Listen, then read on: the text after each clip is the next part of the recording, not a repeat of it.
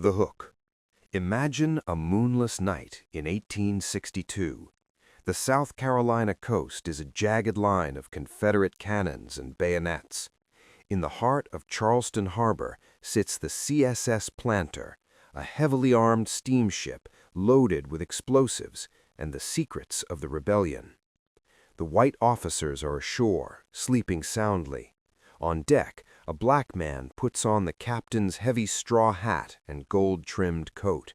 If he is caught, he and his family will be executed for high treason. If he succeeds, he changes the course of the American Civil War forever. This isn't a movie. It happened. The Shadows of Charleston. The year was 1862, and Charleston was a city of ghosts and iron. The air tasted of salt and gunpowder. Robert Smalls, a man born into the chains of slavery but possessed of a mind like a master architect, watched the tide.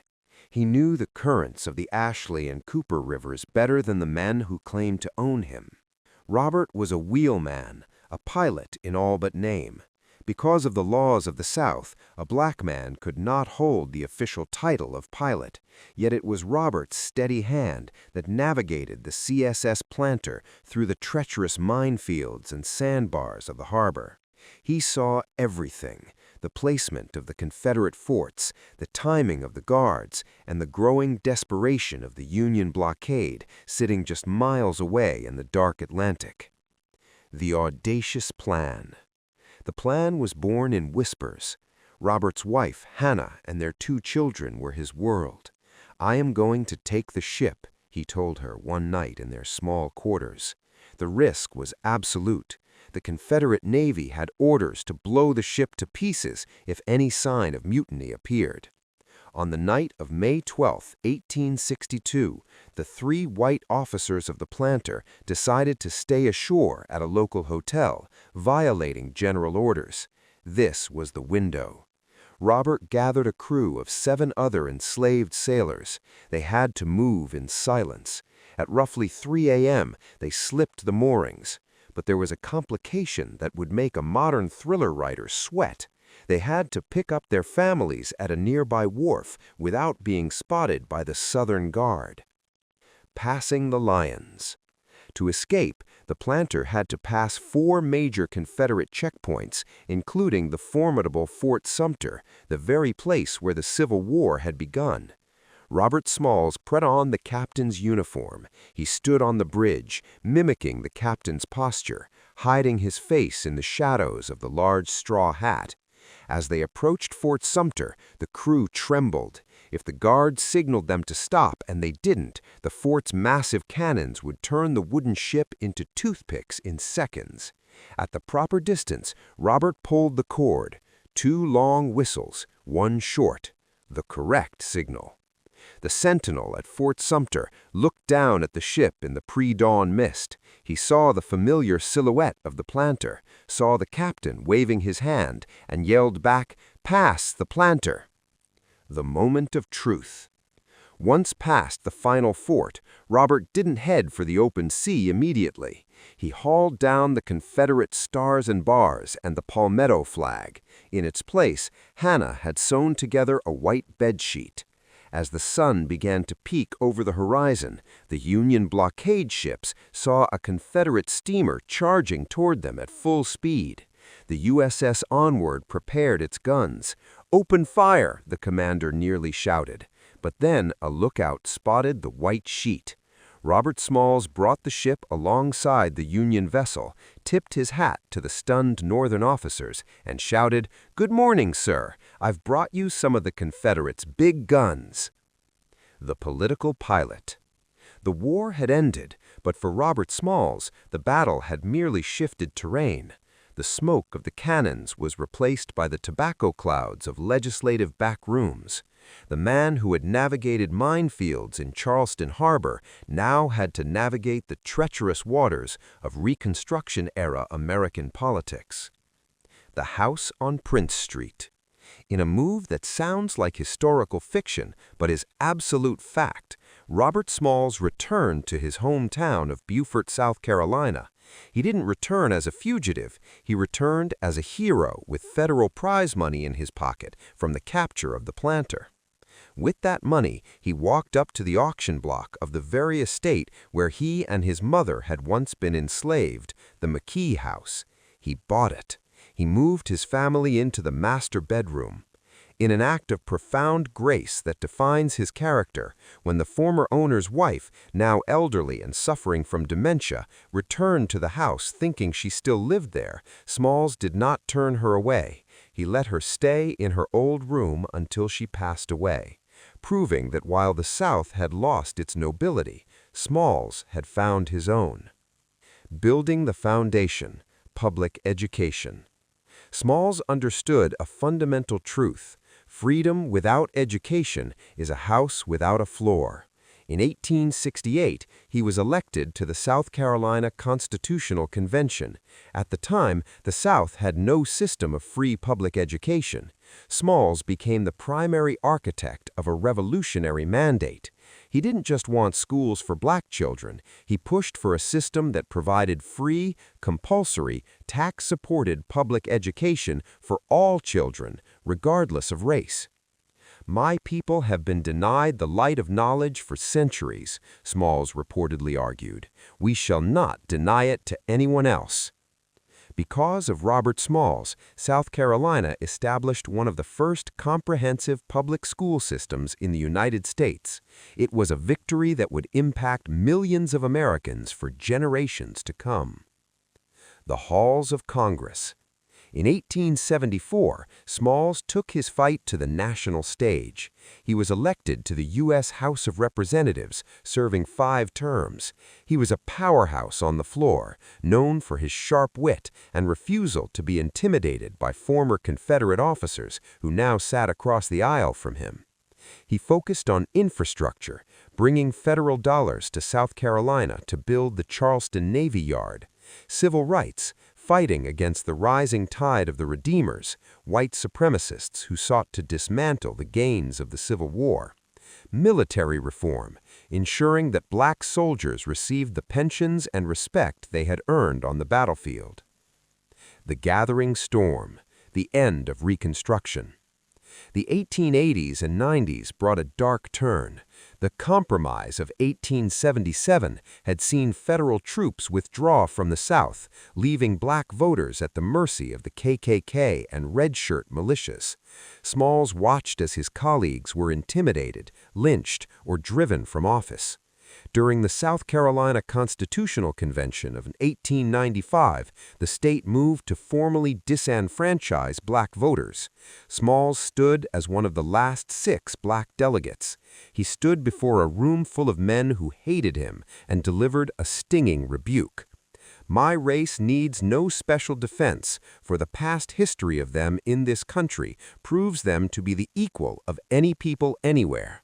All they need is an equal chance in the battle of life." He refused to sign the new Constitution, which stripped his people of their rights.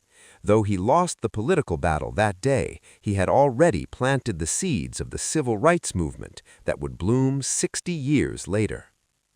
The final watch. Robert Smalls spent his final years as the collector of customs in Beaufort, a high-ranking federal appointment. He remained a pillar of community, a man who had seen the worst of humanity and responded by being the best of it. When he passed away in 1915, the world was on the brink of World War I. The technology of the planter was obsolete, but the courage of the pilot was immortal. He died in the same house where he had once been a servant, a free man, a general, and a congressman. The Iron Captain and the Siege of Charleston. The escape was only the beginning. While the headlines in the North hailed Robert Smalls as a hero, the reality on the ground and on the water was far grimmer. The Union Navy was locked in a brutal, grinding stalemate with the Confederate defenses of Charleston. The harbor was a nest of hornets filled with underwater mines, then called torpedoes, ironclad ships, and the impenetrable walls of Fort Sumter.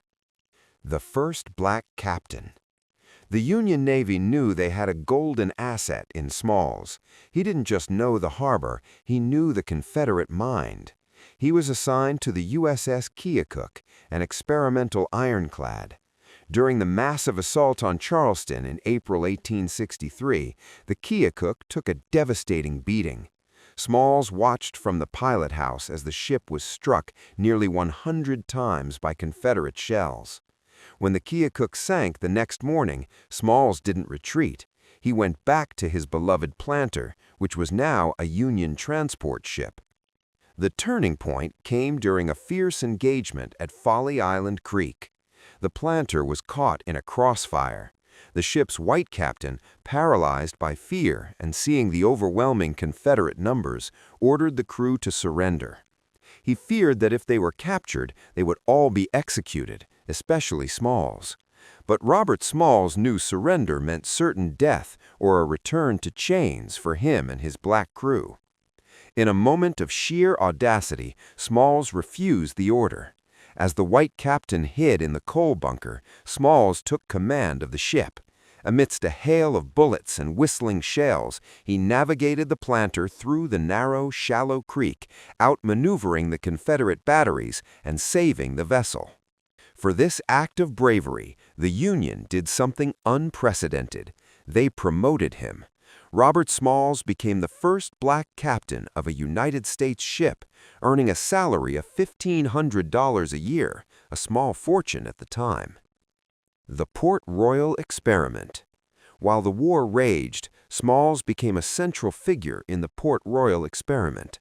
On the Sea Islands of South Carolina, thousands of formerly enslaved people were left behind when white planters fled the Union advance. This was a rehearsal for Reconstruction. Smalls used his influence and his earnings to stabilize the community. He wasn't just a soldier, he was a civil leader in the making. He saw that the contrabands, as the Union called the escapees, needed land, schools, and a voice.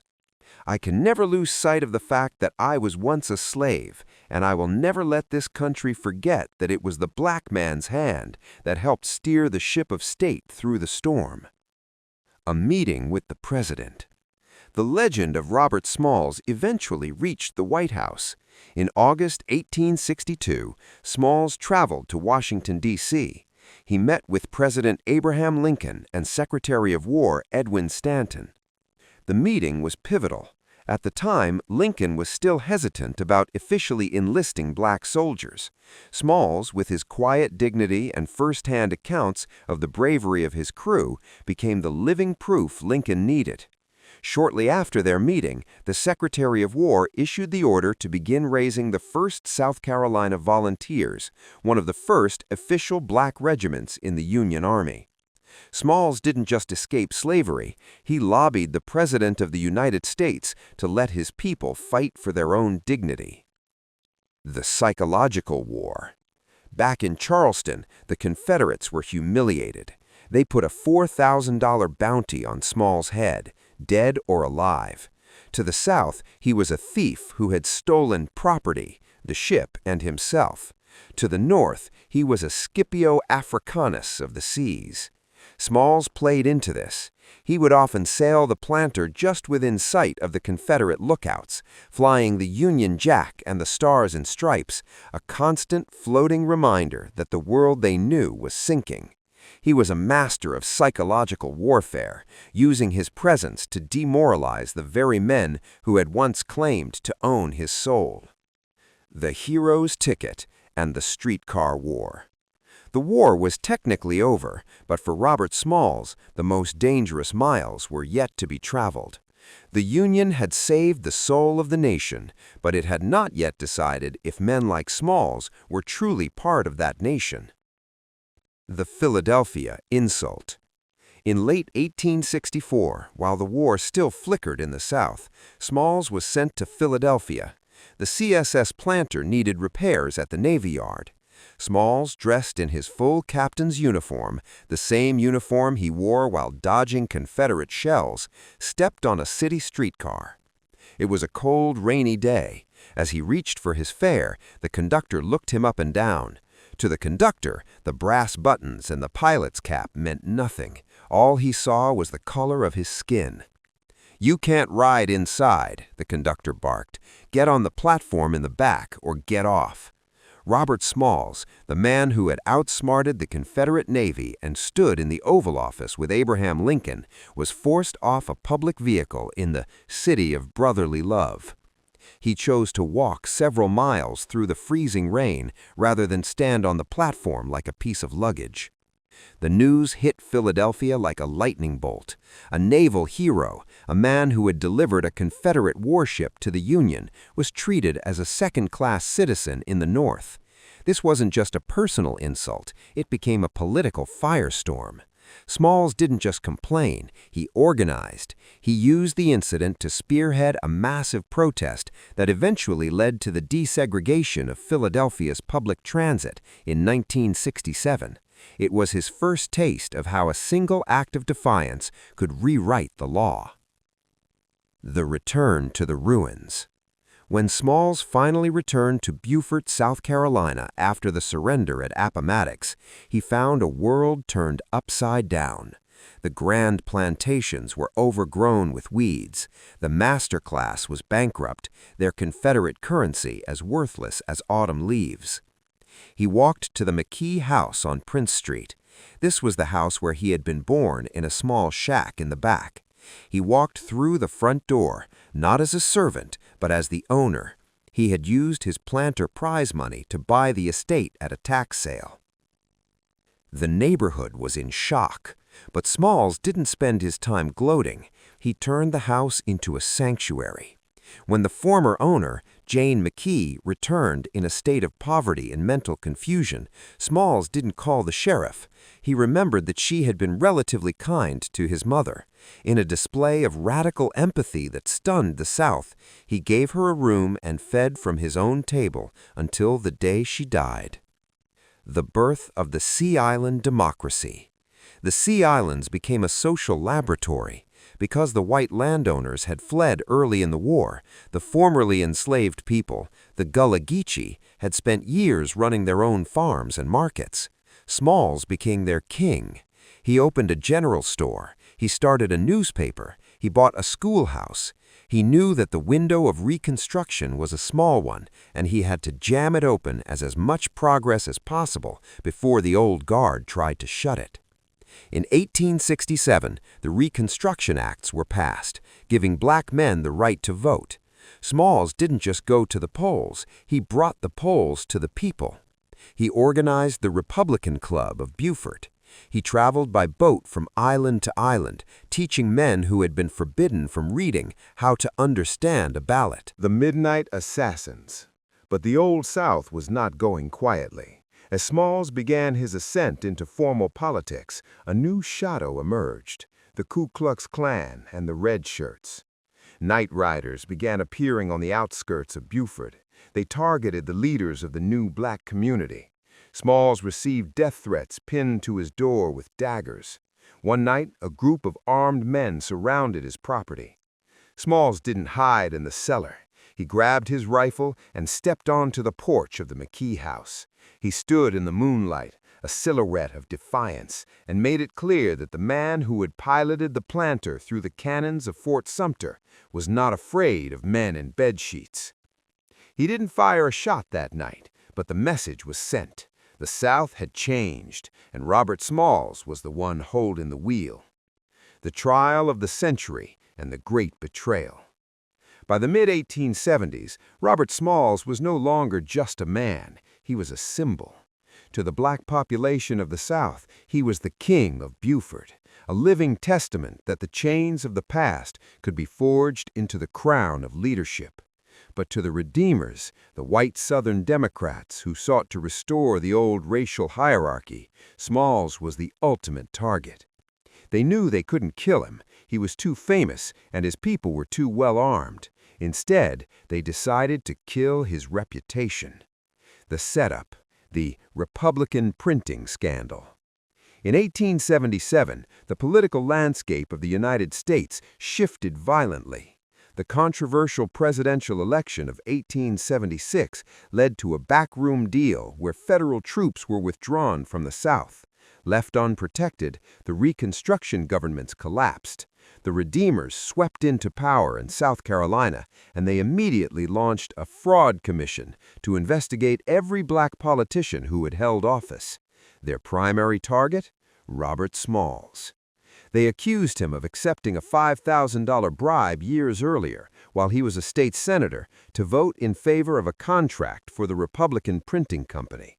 The evidence was flimsy, based almost entirely on the testimony of a man who had been promised immunity in exchange for accusing Smalls.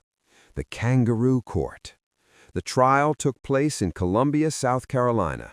The atmosphere was electric with hostility.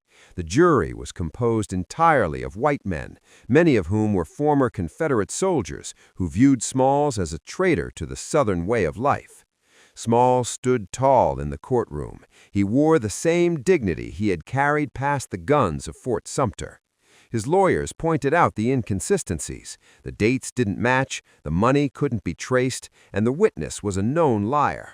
But in 1877 South Carolina, the law was not about truth. It was about restoration.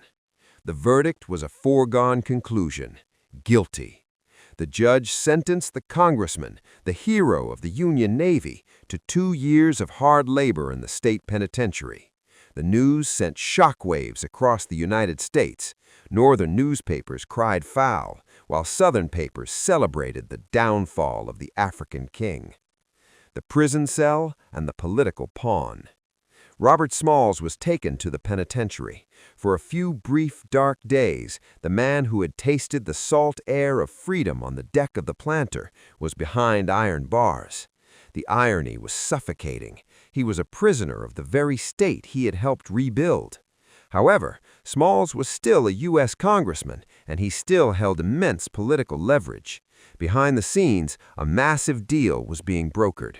The new Democratic governor, Wade Hampton, was a former Confederate general.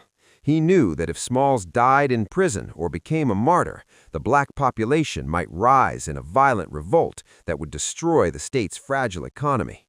At the same time, the federal government was investigating the widespread violence and voter fraud committed by the Democrats during the election. The pardon, a bitter victory. In a move of pure political pragmatism, Governor Hampton offered a deal. The state would drop all charges on Smalls and other Republican officials if the federal government agreed to drop its investigations into Democratic election fraud. Smalls was pardoned. He walked out of prison a free man, but the Redeemers had achieved their goal. They had branded him a convict in the eyes of history. They used this trial to tell the world that black self-governance was synonymous with corruption. The resilience of a pilot. Most men would have faded away after such a public humiliation, but Smalls was a pilot. He knew that when a storm hits, you don't abandon the ship, you grip the wheel tighter. He returned to Beaufort. His people didn't believe the charges for a second. They met him at the train station with brass bands and torches. They re-elected him to Congress again and again. He served until 1887, fighting every day against the Jim Crow laws that were beginning to wrap their icy fingers around the South.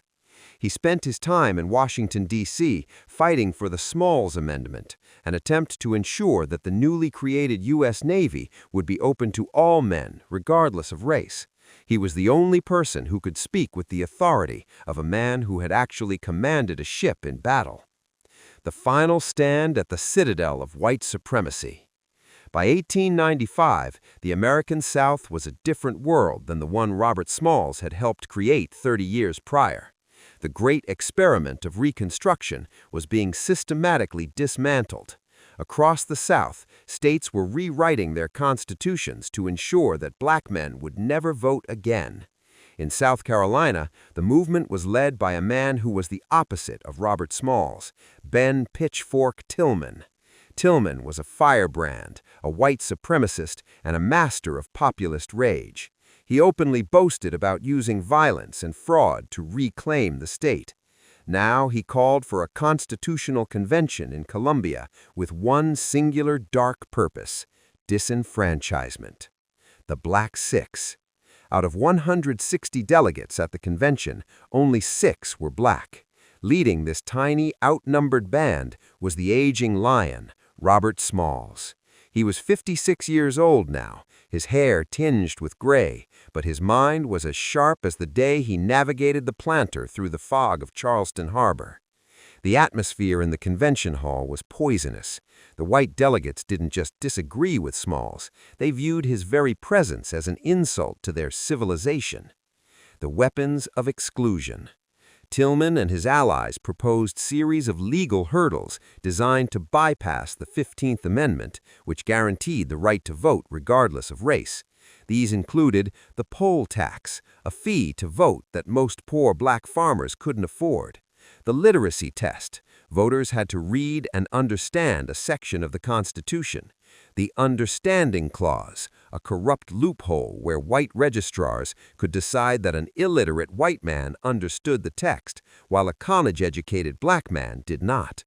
Smalls' eloquent defiance. When it was Robert Smalls' turn to speak, the room fell into a tense, hateful silence. He didn't beg. He didn't plead. He spoke with the authority of a man who had bled for the flag that flew over the building. He looked directly at Tillman and the Assembly and delivered a speech that remains one of the most powerful defenses of democracy in American history. I was born a slave. I have lived to be a free man. I have been a member of the legislature of this state and a member of the Congress of the United States. I have been the commander of a ship in the service of the Union. I stand here to tell you that you cannot disenfranchise a race that has shown the courage and intelligence that my people have shown. He challenged the delegates on their logic. He pointed out that if they wanted an educated electorate, they should support the schools he had helped build, rather than punishing people for the lack of education they had been forced into. He famously warned them, "My race needs no special defense. All they need is an equal chance in the battle of life." The heartbreaking vote. Despite his brilliance, the math was against him. The convention voted 116-7 to adopt the new Constitution. It was a crushing blow. With the stroke of a pen, the Redeemers wiped out the political voice of hundreds of thousands of citizens. When the time came to sign the document, the 6 black delegates, Smalls, Whig, Whipper, Reed, Miller, and Anderson, stood together. They refused to sign. They walked out of the hall with their heads held high, leaving behind a document they called a crime against the Republic.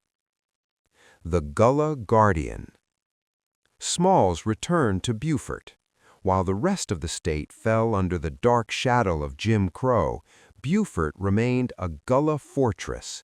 Because Smalls had helped his people secure land ownership decades earlier, they were harder to intimidate. He spent the next 20 years as the collector of customs, a federal post that kept him economically independent from the state's racist government. He used this position to protect his community, to hire black workers, and to keep the spirit of Reconstruction alive in one small corner of the South. The last pilot of the Gullah Coast. The year was 1915. In the rest of the United States, the world was accelerating. Cars were replacing carriages, and the flickering shadows of the first motion pictures were captivating audiences. But in Beaufort, South Carolina, time seemed to slow down around the man in the house on Prince Street. Robert Smalls was now 75 years old. He had outlived his first wife, Hannah, and his second wife, Annie. He had outlived the great emancipator Abraham Lincoln and the great betrayal of Reconstruction. He was the last of the lions. The legend of the front porch. Even in his twilight years, Smalls remained the protector of his community. There is a famous story told in Beaufort that captures the essence of the man. During a period of heightened racial tension, a white mob had gathered, intending to lynch a black man who had been accused of a minor offense. The man fled to Small's property. The aging captain didn't call for the police, who were often complicit in such acts. Instead, he took his seat on his front porch, a shotgun resting across his knees, and his federal commission as collector of customs pinned to his chest. He simply stared down the road. The mob arrived, saw the hero of the planter, the man who had dined with presidents and commanded warships, and they stopped.